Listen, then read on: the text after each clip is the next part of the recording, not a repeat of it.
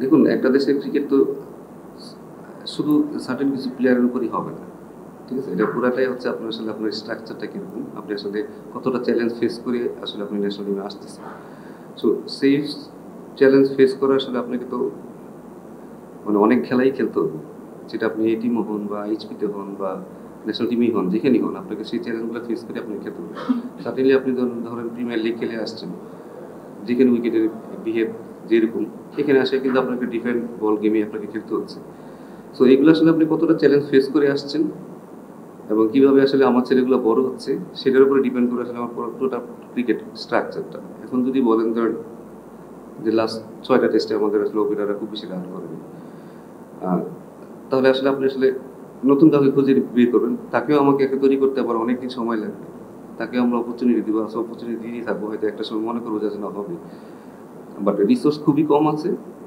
But ওইটা নিয়েও আসলে চিন্তা করলে হবে না যে আমরা আসলে কি নাই, এর মধ্য থেকে আসলে আমরা কীভাবে তাড়াতাড়ি বেরোতে পারি সেটা নিয়ে আমাদের জরুরি কাজ করা উচিত এবং চেষ্টা করবো। এখন আমি জানি না, বাট চেষ্টা করবো কীভাবে আসলে আমরা এখান থেকে তাড়াতাড়ি বেরোতে পারি।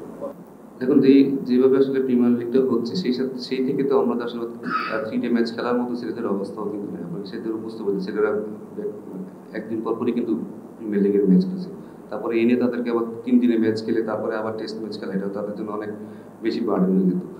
সেটা যেহেতু হয়নি, ওটা নিয়ে আসলে অজুহাত দিব না, অজুহাত দেওয়ার কোনো দরকারই নেই। আমি মনে করি যে আমাদের খুব তাড়াতাড়ি এই এক ফরম্যাট থেকে আরেক ফরম্যাটে কীভাবে অ্যাডজাস্ট করতে হয় সেটা আমাদের নিজেদেরই শিখতে হবে, এবং যদি আপনি বড় প্লেয়ার হতে চান আপনাকে অ্যাডজাস্টমেন্ট করতেই হবে। যে অ্যাডজাস্টমেন্টটা হয়তো আমরা আজকে করতে পারিনি, বাট ভবিষ্যতের জন্য না হয় যে যে জিনিসগুলো আমাদের আসলে ঠিক করতে হবে সেগুলোই আসলে আমাদের ঠিক করতে হবে, কারণ পুরোনো জিনিস চিন্তা করে কোনো লাভ নেই, এই অ্যাডজাস্টমেন্ট আমাকে করে নিতেই হবে। সব কিছু দ্রুত করতে হবে, যে আসলে আমরা খুব বেশি ওয়েট করতে পারবো না, কারণ এই ন্যাশনাল টিমে রেজাল্ট না করলে আলটিমেটলি আমার সবসময় কিন্তু কথা আমার দেশে ক্রিকেট আগায় নেই, সেটা আমাদের এটা স্বীকার করে নিতে হবে। এটা আলটিমেটলি পুরোটাই আসলে ন্যাশনাল টিম আসলে কী করতেছে, একটা দেশে ক্রিকেট কীরকম করতেছে সেটা পুরোটা ডিপেন্ড করে আপনার ন্যাশনাল টিম কীরকম খেলতেছে। তো তার জন্য আসলে আপনার যা যা করা দরকার আপনাকে তাই করতে হবে। ছেলেরা ভালো করতেছে না, প্লেয়াররা ভালো করতেছে না, বাট আমি আপনাদের একটা কথা বলি সবসময়, আমি কাছ থেকে দেখতেছি ছেলেদের মেন্টালিটি বলেন, ওয়ার্ক এথিক বলেন, নিজের ইচ্ছা বলেন, তাদের আছে, বাট এটার জন্য শুধু তাদের পক্ষে একা আসলে সম্ভব না। পারিপার্শ্বিক অনেক ব্যাপার আছে যেগুলো আসলে আমরা সবসময় বলতেও পারি না, ঠিক আছে, বলা উচিত না, বাট আপনাকে একটু সময় দিতে হবে এবং এটা কত দ্রুত করা যাবে সেটাই আসলে ডিপেন্ড করে আসলে আমরা কীভাবে কত দ্রুত কীভাবে দেখতেছি আমরা।